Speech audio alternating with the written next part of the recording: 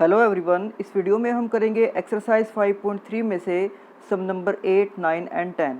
तो यहाँ पर सम नंबर 8 की स्टेटमेंट है, find the sum of first 51 terms of an AP whose second term and third terms are 14 and 18 respectively. हमें यहाँ पर कहा गया है कि किसी एपी के अंदर हमें उसकी फर्स्ट 51 टर्म्स के सम को फाइंड आउट करना है, जबकि हमें ये गिवन है कि उस एपी के अंदर सेकंड टर्म है 14 और थर्ड टर्म है 18। तो इसको सोल्व करने के लिए हम सबसे पहले लिखेंगे कि सेकंड टर्म अगर 14 है यानी कि a2 इक्वल्स टू 14, और a2 को हम ओपन करके लिख सकते हैं a plus d equals to 14, और इसको हम नाम देंगे इक्वेशन नंबर 1। इसी तरह से यहाँ पर थर्ड टर्म है 18, तो इसको हम लिख सकते हैं a3 इक्वल्स टू 18, और a3 को ओपन करके हम लिख सकते हैं a plus 2d and equals to 18, और यहाँ पर इसको हम नाम देंगे इक्वेशन नंबर 2। अब इस इक्वेशन 1 और इक्वेशन 2 को हम सोल्व करेंगे एलिमिनेशन मेथड का यूज़ करके।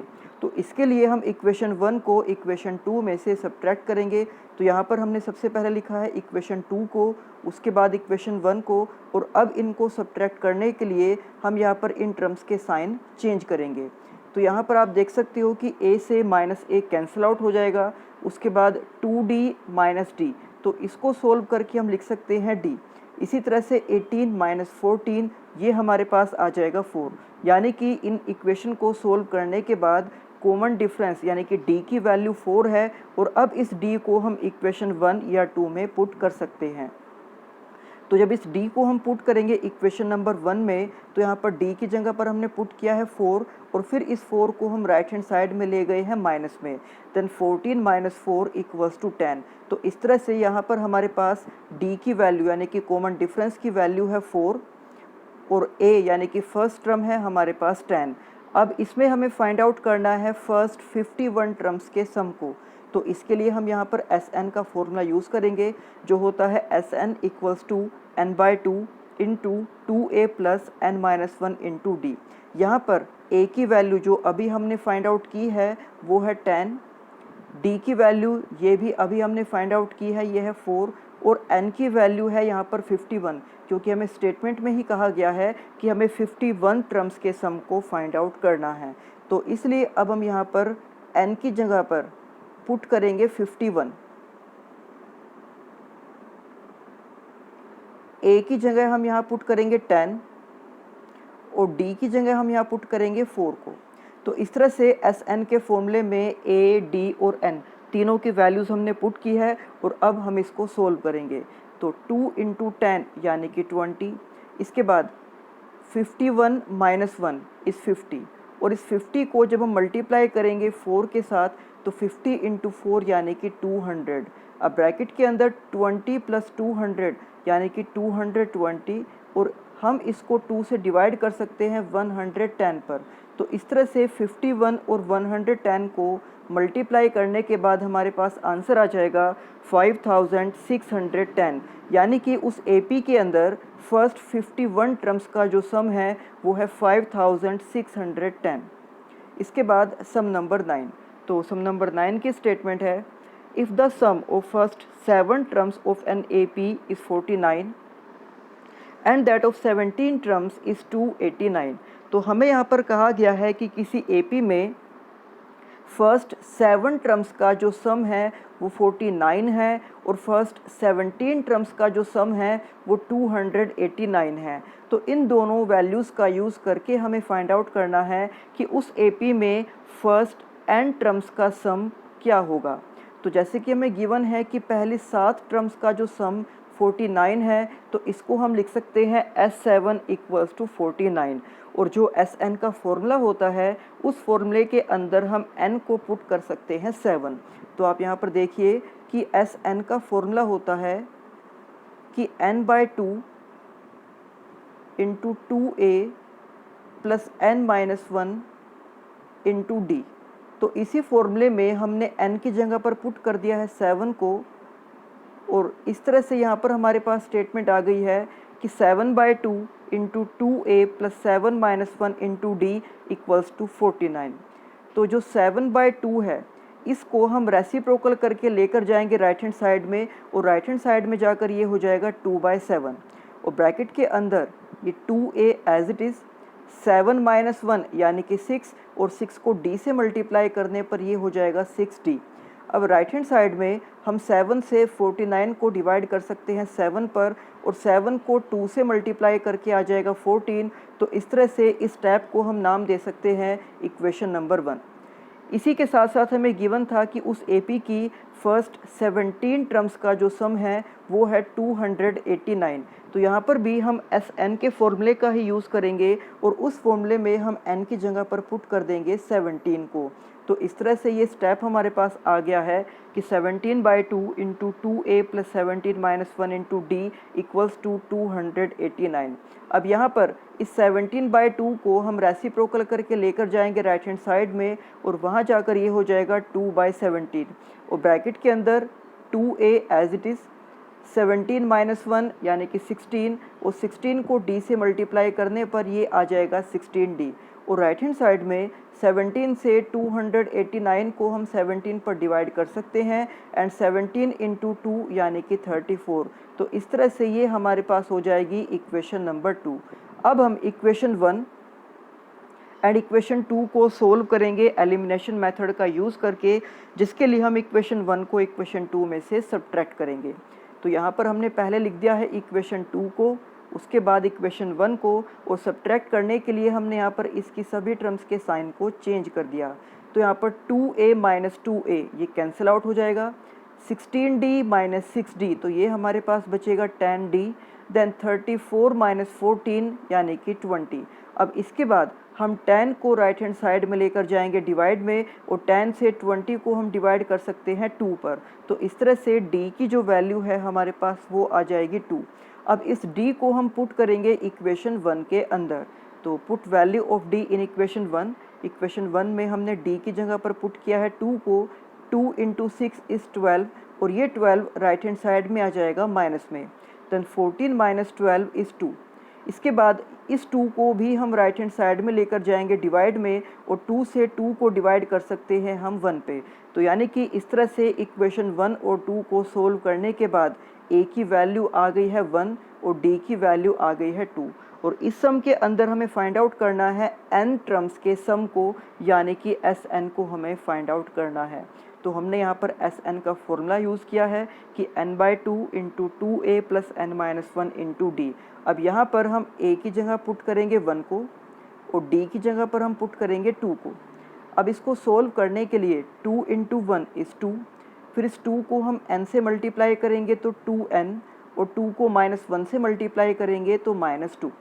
अब इसी ब्रैकेट के अंदर 2 से माइनस 2 कैंसिल आउट हो जाएगा, और हमारे पास सिर्फ बचेगा 2n। इसके बाद हम 2 से इस 2 को डिवाइड कर सकते हैं, और फिर हमारे पास रह जाएगा n मल्टीप्लाई n, और n को n से ही मल्टीप्लाई करने के बाद हमारे पास आ जाएगा n स्क्वायर। इसका मतलब हम ये कह सकते हैं कि उस AP में पहली n टर्म्स का जो सम है वो n स्क्वायर है। तो हम यहाँ पर लिख सकते हैं कि hence sum of first n terms is n square. ये हमारा इस सम का आंसर है। इसके बाद सम नंबर 10। तो सम नंबर 10 की स्टेटमेंट है, show that a1 a2 up to an form an AP where an is defined as below. तो यहाँ पर हम देख सकते हैं कि सम नंबर 10 के दो पार्ट्स हैं, जिसमें हमें गिवन है an जो ऑलरेडी n की ही फॉर्म में है, और हमें यहाँ पर ये शो करना है कि अगर इस an से हम a1 a2 a3 इस तरह की टर्म्स को फाइंड आउट करते हैं, तो हमें ये शो करना होगा कि ये सभी टर्म्स एक AP को फॉर्म करती हैं, यानी कि एक AP को बनाती हैं। और इसी के साथ साथ हमें फिर उस AP की फर्स्ट 15 टर्म्स के सम को भी फाइंड आउट करना है।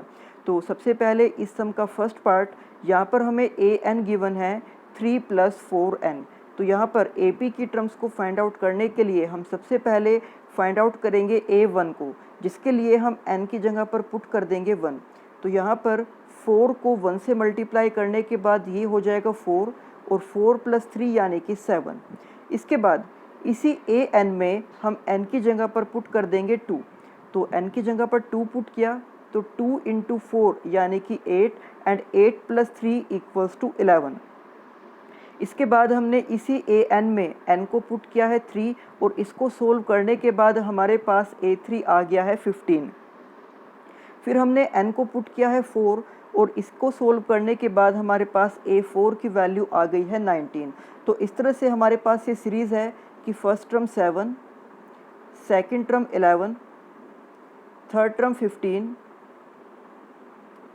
फोर्थ टर्म 19 और अगर हम चाहें तो इसके बाद की और टर्म्स को भी फाइंड आउट कर सकते हैं। बट क्योंकि हमें सिर्फ ये चेक करना है कि ये टर्म्स एक AP बनाती है या नहीं बनाती है, तो इसके लिए हम इसकी स्टार्टिंग की सिर्फ 3 या 4 टर्म्स को ही फाइंड आउट करेंगे।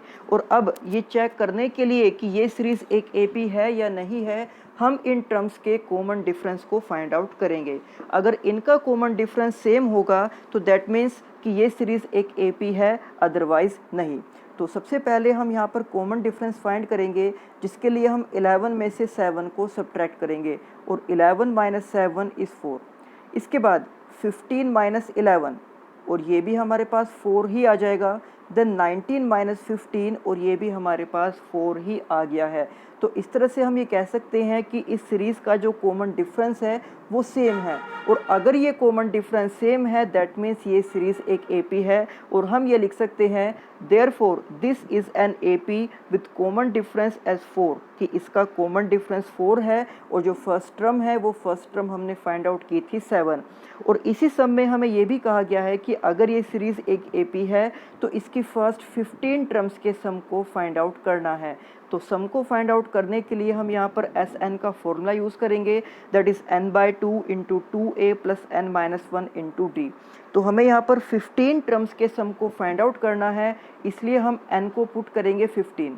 और इस सीरीज़ में अभी हमने फाइंड आउट किया था कि जो फर्स्ट टर्म है वो 7 है और जो कॉमन डिफरेंस है वो 4 है। तो इन तीनों वैल्यूज़ को A, D और N की वैल्यूज़ को हम पुट कर देंगे इस फॉर्मूले के अंदर इस तरह से। और जब हम इसको सोल्व करेंगे तो 2 × 7 इज़ 14, देन 15 - 1 इज़ 14 और 14 को जब हम इस 4 से मल्टीप्लाई करेंगे तो इनका प्रोडक्ट हमारे पास आ जाएगा 56। और जब हम 14 और 56 को ऐड करेंगे तो ये आ जाएगा 70 और 70 को हम डिवाइड कर सकते हैं 2 से और 2 से डिवाइड हो जाएगा 35 पर और फिर 15 और 35 को मल्टीप्लाई करके इनका प्रोडक्ट आ जाएगा 525। यानी कि इस AP की पहली 15 टर्म्स का जो सम है वो 525 है। इसके बाद इसी सम का सेकंड पार्ट, तो यहाँ पर हमें AN दिया गया है 9 - 5N। तो यहाँ पर भी हम AP की 3 या 4 टर्म्स को फाइंड आउट करेंगे, जिसके लिए हम यहाँ AN में n को पुट करेंगे 1 2 3 4 and up to so on. तो पहले हमने n को पुट किया है 1 और इसको सोल्व करने के बाद हमारे पास आ गया है 4। फिर हमने यहाँ पर n को पुट किया है 2, तो 5 × 2 यानी कि 10 और 9 में से जब हम 10 को सब्ट्रैक्ट करेंगे तो ये हमारे पास आ जाएगा -1। फिर हम इसी में n को पुट करेंगे 3, तो 5 × 3 यानी कि 15 और 9 में से 15 को सब्ट्रैक्ट करके हमारे पास आ जाएगा -6। देन n को पुट करेंगे 4, तो 4 × 5 इज़ 20 और 9 में से 20 को माइनस करके ये आ जाएगा -11। तो इस तरह से हमारे पास ये सीरीज़ आ गई है 4 -1 -6 and -11 and up to so on. तो अब हम यहाँ पर कॉमन डिफरेंस फाइंड आउट करके ये चेक करेंगे कि ये सीरीज़ एक AP है या नहीं है। तो सबसे पहले हम -1 में से 4 को सब्ट्रैक्ट करेंगे।